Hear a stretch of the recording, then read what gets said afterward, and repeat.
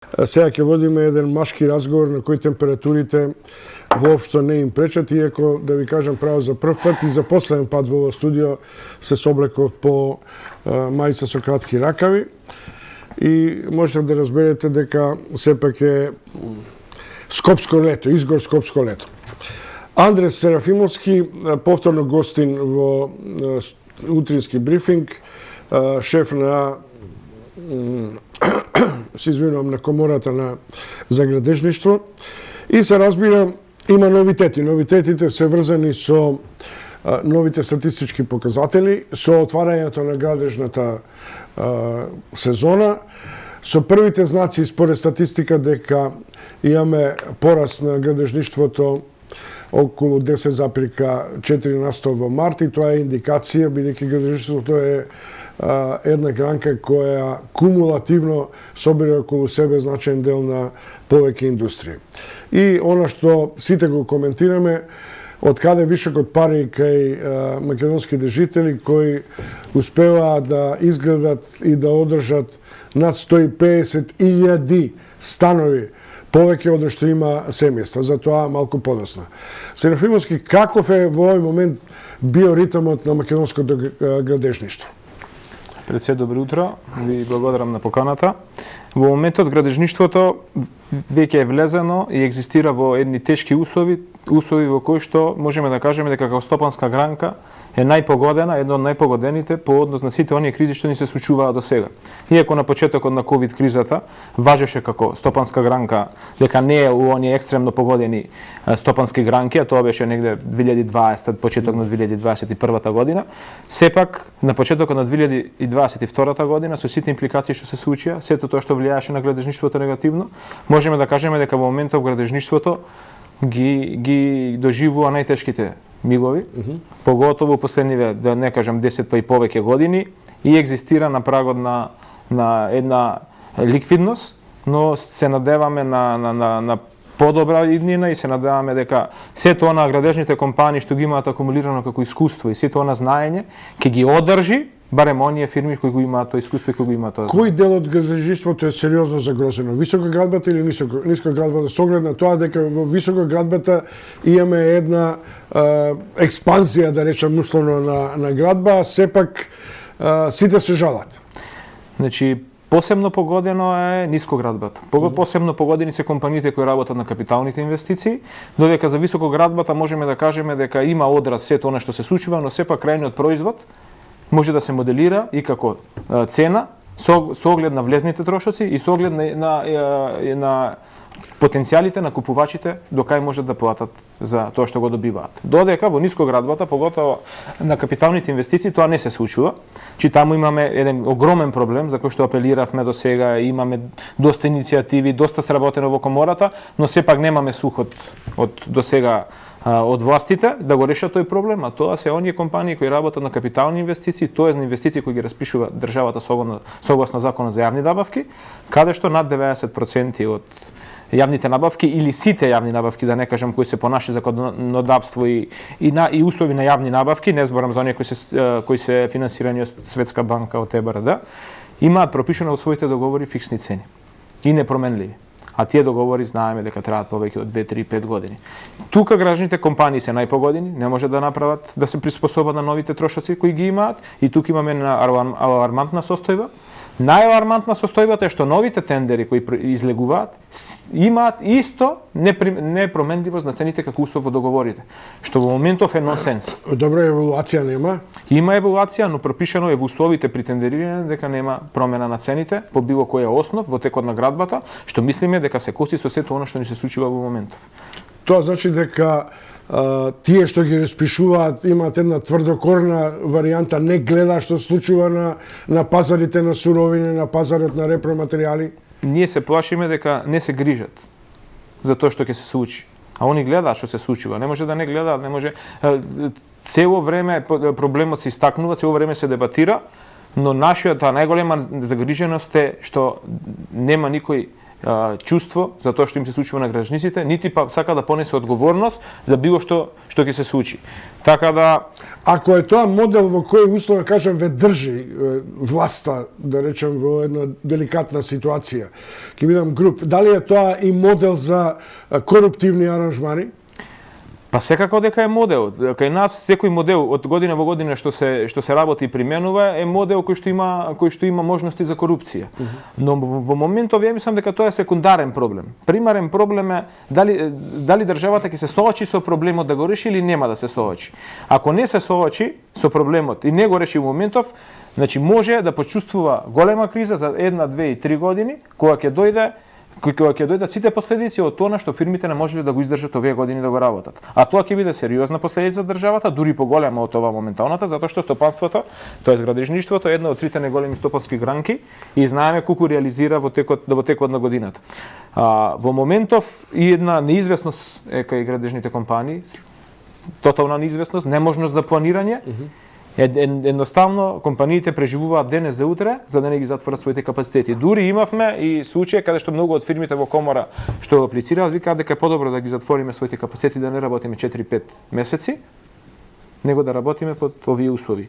Имаме и такви примери каде што компании на јавни набавки го добиле тендерот, поминала евалуација која траела 3-5 месеци, 7 и после 7 месеци едноставно не им се исплати више да го работат со оглед на пораз на трошоците и молат да се раскине нивното добивање на тендер, што прв пат се случува предажно си да се бориме да добиеме работа повеќе. Сега има едно прашање кое ја задира генезата на градежништвото во Македонија. Вие сте помлад кадар. Што се случува што така сукцесивно од градежна индустрија со брендирани имиња кои беа на домашниот па и на особено на блискоисточните пазари препознатливи, одеднаш се сведува на Илинде. Дури и бетон кој во момент ви е главната конкуренција, да речем условно на домашниот на гранит, да. Нема дури мислам и бетон се наоѓа во неповолна ситуација. Како гранит успева, а зашто другите сите условно кажувам се рецеси на граница на пропаѓање? Се извинувам. Значи, проблемот е малце посуштински и можеме за проблемот да дебатираме цел ден. На кратко јас кој е моето мислење што би го истакнал. Проблемот кај нас е што за една стопанска гранка во една држава која е сиромашна, а која реализира многу и се пронашува во некоја стопанска гранка дека може да реализира и потенцијалот на населението, на инженерите, на техничарите кои се родени на тоа поднебје можат да допринесат кон додадена вредност, треба да се грижи како најповеќе за да може од тоа да добие и државата додадена вредност и да ги задржи кадрите и да едноставно има поголем прилив по однос на ДДВ и по однос на сите други трошоци за даноци кои ги плаќаат компаниите и градежништвото. И уште во минатото, да не кажем во бивша Југославија, имало огромен потенцијал и Македонија е препознатлива по неимари. Ние апелираме со години, јас сум веќе у комората 7 година, председател на здруженијето, апелираме дека без план за развој, без план за заштита на домашните компании, градежништвото ќе ни тоне од ден во ден. Значи, градежништвото тоне од ден во ден. Во моментов кризите толку го погодија да тој пад на градежништвото е евидентен. Имаме податоци кои ќе ги обелодениме наредната недела на прес кои се алармантни, кои што уште ги проверуваме. Во кој што ќе видиме дека градежништвото влезе веќе во тешка криза и во позиција сме една од главните ротори што може да избави економијата и да донесе на пиедестал, може да згасне. А со тоа ќе згасне и секоја можност оваа држава да може да направи нешто повеќе и да го полни буџетот од стопанска гранка која може не само да работи во нашата татковина, може да работи сегде во регионот посебно. Значи, тој план за развој, долгорочен проект за градежништвото го нема. Никој не го ствара. Јас, ако мене ме прашате дали има некој човек во Македонија, личност, персона, што го разбира прогрежиштвото и прави некој развоен план, ќе ви кажам дека нема, што е погубно за една мала држава која има еден таков потенцијал, како што е потенцијалот што го има нашата република во градежништвото. Што се однесува до другата работа, тешко е да во моментов да преживеете, тешко е да бидете голема фирма во Македонија, затоа што едноставно немате никакви привилегии, се надпреварувате со сета она невоја, она конкуренција и се борите со она сета, со она сива економија, додека државата нагрнува на вас и прописите и сите оние правила на вас ги вежба. И жива среќа на граните што има едно огромно искуство, поготово искуство за работа во странство, и тоа искуство пренесувајќи го на домашен терен, успева некако со иновации, со нови технологии да намали трошоци, да може да се одржи. Голема фирма што нема меѓународно искуство и што во моментов екзистира со трошоци како што е на пример компаниите што ги спомнавте, тешко може да го преживее овој период, затоа што едноставно дојдени сме до работна екзистенција, нити капиталните инвестиции одат во посекуване смер, нити имаме пари за нови инвестиции. Буџетот секојдневно се разговара, се преговара да видиме што може да се направи. Ние имаме информација од синдикатите дека као нема пари за градежништво, се прави нови ребаланси. И подобро е така, подобро да знаеме за што има пари, во кој обем и така да ги планираме своите активности, но сепак тој план на државата изостанува и затоа компаниите се сведени да екзистираат само на сопствени можности, само на сопствени идеи, што е погубно за една мала и сиромашна држава како што е нашата република. Дали во есенцијата на ваквиот неповолен развој лежи отсуството на дух, на инвенција, како домашниот капацитет да биде ангажиран во рамките на реализацијата на капиталните инвестиции, или недостигот на реализација на капитални инвестиции удира меѓу другото и врз вашата положба? Значи, ја би се согласил дека влијаат и едното и другото, но сепак, разгледувајќи ги сите оние работи што се случуваат во нашата околина, можеме да кажеме дека ние сме најотворена земја за работа од сите други земји. И затоа кај нас има толкова невојна конкуренција, и затоа кај нас фирмите од странство што идат да работат, се фирми кои не се референтни, не се на ниво да го подигнат овдека развојот на стопанската гранка, него се фирми кои дошле да работат, да ги земат парите да се вратат до сопствените држави. Вие видите го примерот на една Бугарија, како се развива градежништвото, видете го примерот на една Република Српска и видете го примерот на една Хрватска, ќе ви стане јасно како се пропаѓа домашните капацитети како што е во Република Хрватска случајот, и како во моментот на пропадната стопанска гранка они се трудат да ја обноват, а тешко им оди.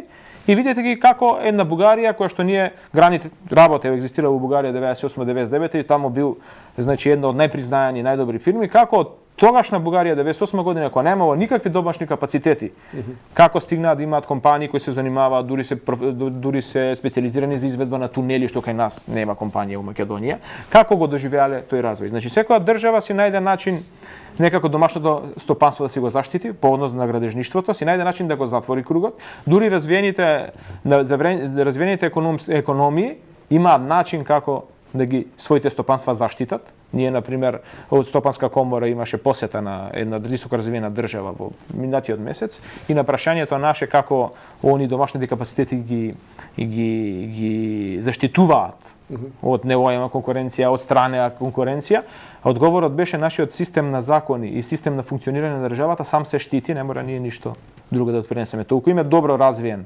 законодавниот систем и толку им е добра развиена подзаконски акти, инфраструктура, на сето она што треба да се случува по пропис, да системот сам се штити. Уствено кажам, со пропастот или со на одреден начин сериозните дубиози што може да настанат во финансирањето и во развојот на градежништвото, односно градежните компании, значаен сегмент ќе биде всушност и отсуството на каптажа на инженерскиот кадар, способните градежни работници. Таму каде што ние сега се наоѓаме во ситуација да имаме дефицити, особено кај оперативната градежна индустрија. Како вие успевате да ги сочувате дел од вработените, да ги мотивирате дел од инженерскиот и креативниот кадар, а при тоа да се сочувате и од напливот на оваа сива економија, каде што многу полесно се врши притисок врз вработените во градежните фирми? Во моментов најголемиот проблем, не само на нашата држава, дури најголем проблем во Европа е дефицитот на работниот кадар. Ние како една држава, како сиромашна држава, држава со низок стандард, кај нас е тоа потенцирано во висока мерка и најглавниот успех на домашните компании ќе биде задржување на сопствените капацитети во рамки на компаниите и ако пред 10 и 20 години главната цел на градежна компанија било како да купи машини, како да дојде до финансиски средства да купи машини, опрема за да работи, сега главната цел е како да ги мотивира вработените, како да најде вработен кој ќе може да допринесе со неговата продуктивност, со еден збор вложувањето за иднина е вложување во кадри во моментов. Има компаниите оставени сами на себе, со оглед на тоа дека овие пакет мерки 6 колку беа од владата, многу малце, успешните градежни фирми многу малце користеа од нив затоа што едноставно се успешни, они беа така поставени да ако пропаѓате ќе ви помогнат, да не пропаднете денес, да пропаднете утре, а немаше никаква мерка за некој што екзистира успешно во таа криза како да екзистира поуспешно. Тоа ви е истиот пример како се бориме за минимална плата на работниците, а не се бориме за поголема плата на добрите работници. Ние ќе зголемиме од 15 на 18.000 плата на работник, но тој работник не оди во странство да работи затоа што е почетник. Во странство оди да работи, тој што према плата 25-30.000. Не најдовме ни еден начин и ние еднаш не разговаравме, нити синдикатите, нити никој не проговори како тој работник од 20-30.000 да прими 40 и 50. И таков метод и таква идеја нема никој. И затоа имаме таков одлив на вработени, затоа што ќе кажеме уште нешто, странство идат само продуктивните работници, другите ги враќаат. Ама тој дел останува сепак на корпоративниот капацитет. Да, сега корпоративниот капацитет на компаниите е она што ќе ги одржи. Дали се они способни тоа да го прават или не се способни. Јас сум многу горд во компанијата во која работам, затоа што кадрите кои работат сега и треба на плеки да ги изнесат сите проблеми, а тоа се кадри генерација сегашни 40 до 50 години, се кадри што биле вработени во нашата компанија од 2005 да речеме до 2010, се кам лемеле. И од тие кадри, поготово инженерско-технички кадар, верувајте дека 98% се уште во компанијата и тоа е еден огромен успех за нас и затоа се одржуваме на посакуваното ниво. Што се однесува до прави тоа грани што успева да си го задржи потенцијалот, креативен, способен? Се едноставно успева да се прилагоди кон ситуациите кои се случуваат во општеството. Не, малце да закасните поднос на она што треба да го направите, а треба да го направите однапред, веќе влегувате во длабоко каснење. Значи ние не функционираме на тоа да ни се случи проблем па да го решиме. Едноставно нашето искуство од 70 години, оваа година ќе сваиме 70 години, ни вика дека секогаш проблемите треба да ги однапред прогнозираме и однапред да ги решаваме за кога ќе дојде како проблем да биде 50% решен. Што многу ретко се случува, така да сигурно и искуството, но и доброто менаџирање допринесува да се уште грани број на 1000 вработени во една ваква општествена структура како што имаме во една ваква економија која тоа не од ден во ден се повеќе. Андреј Серафимовски, инженер од Гранит и шеф на Градежната комора, Пристопелска комора, гостин во утрински брифинг. Тоа што помалку делува парадоксално на прв поглед е фактот дека, например, ние имаме 568.000 семејства и имаме 837.000 станови според последниот попис. 307.000 станови се ненаселени. Па податокот дека во центар 40% се ненаселени, дури и во Кичево има многу ненаселени, во Чаир, например, 23% само се ненаселени од изградените станови. Има две прашања. Од каде овој наплив на изградба на високоградбата, да речем условно, и второ, дали е тоа затворење на пари некој или пуштање во оптик на некакви илегално стекнати капитали кои треба да добијат легални текови? Значи, податоците кои ги имате се податоците од последниот попис, кој што немаше намена, нити беше правен да тоа се утврди колку станови се празни, колку се полни. Туку тој даде како податок плюс, што значи дека доколку правиме наменско истражување, можеби податоците ќе бидат и другче презентирани, и другче ќе бидат сватени. Ние кога ги добивме тие податоци во комората, државме со станоци и имаме две некои наши ставови кои што ги пренесуваме. Тоа првиот став е Ако разговараме за ненаселени станови кои се во општините, кои имаат мала трансакцијска моќ и каде што нема голема продажба по барувачка, како што е Берово, како што е Кичево, можеме да кажеме дека празните станови се резултат на исеувањето. Со оглед на тоа дека не се населува ново население во тие општини, со оглед на тоа дека не се гради во тие општини што нема потреба да се гради, едноставно нема потреба од дополнителен капацитет и затоа и таму и цените, ако направите едно истражување, ќе видите дека воопште не се зголемуваат и не се пропорционални со зголемените трошоци во моментов. Затоа што едноставно такви се околностите да тамо не се бара стан и тамо цените не може да се покачат повеќе од 5 до 10% во било какво да биде другото покачување. Значи едниот сегмент е оние општини кои сега ги кажав се резултат на исеување, а другиот сегмент се општини кои највеќе се води дебата за нив во етерот, а тоа се општините како општина Центар, Карпош, кои имаат големи слободни капацитети, тие се едни специфични, поготово општина Центар, специфични општини, каде што резултатот на празните станови се уствари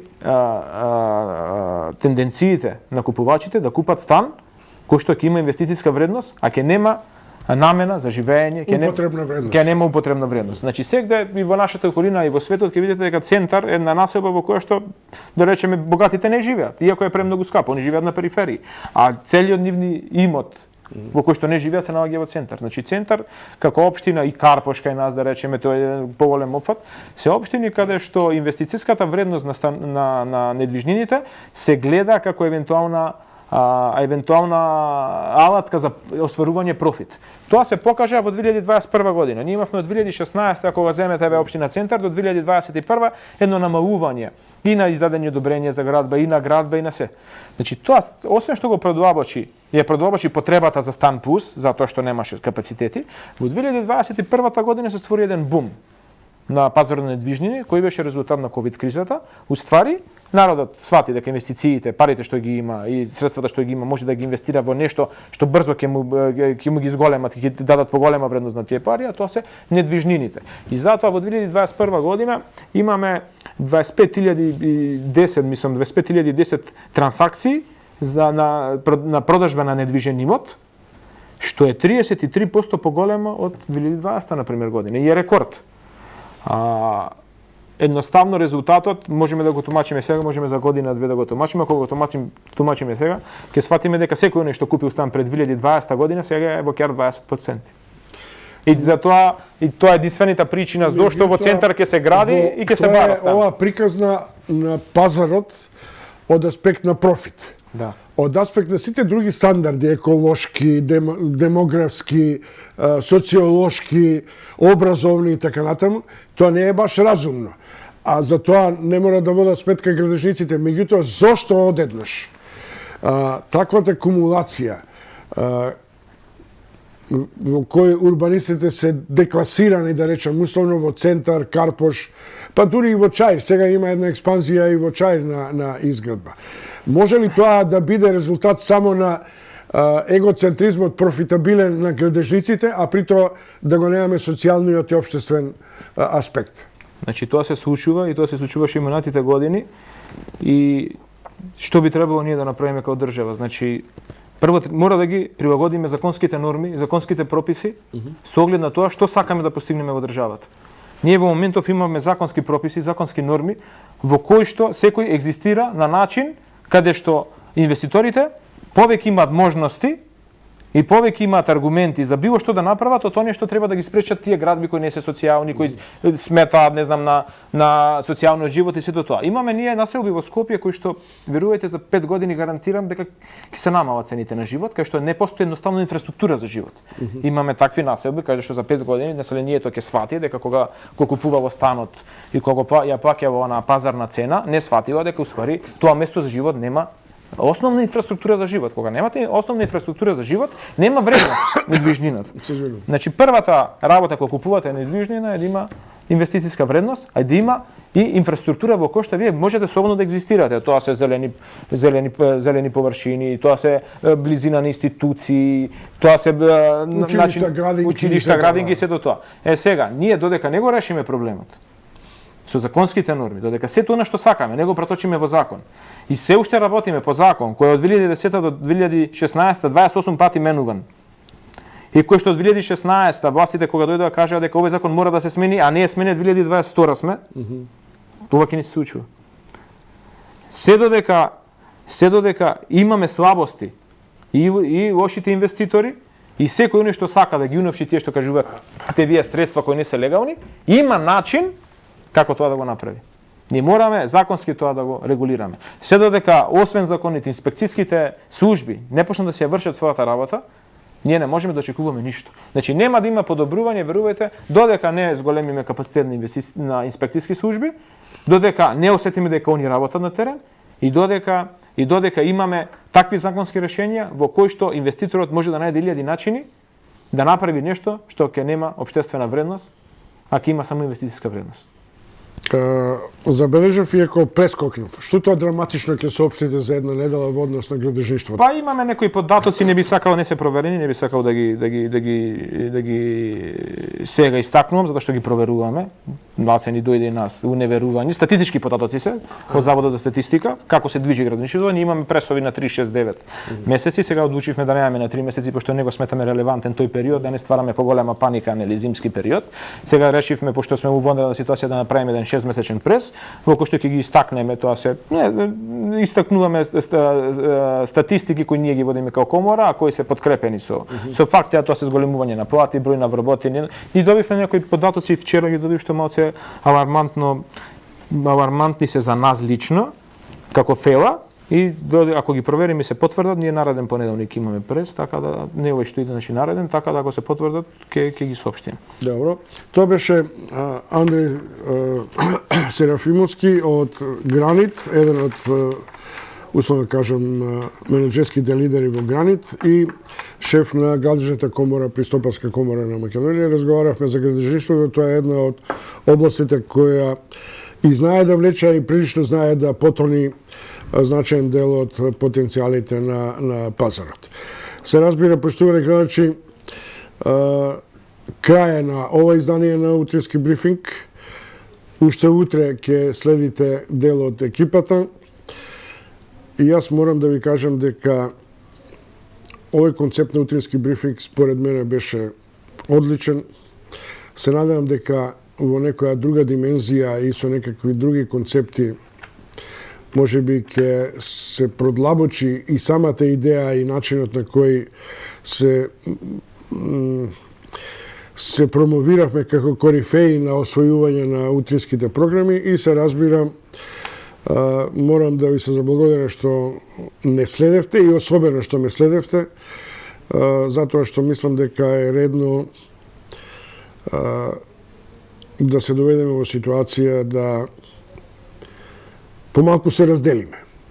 Ќе видиме како ќе изгледа тоа. Поштовани гледачи, ви благодарам за вниманието.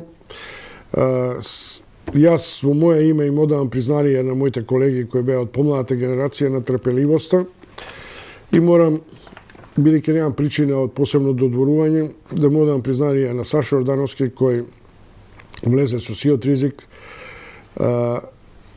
и во кој го градевме овој концепт за утрински брифинг како една дигитална кратадневна телевизија со исклучителен број на информации и интервјуа.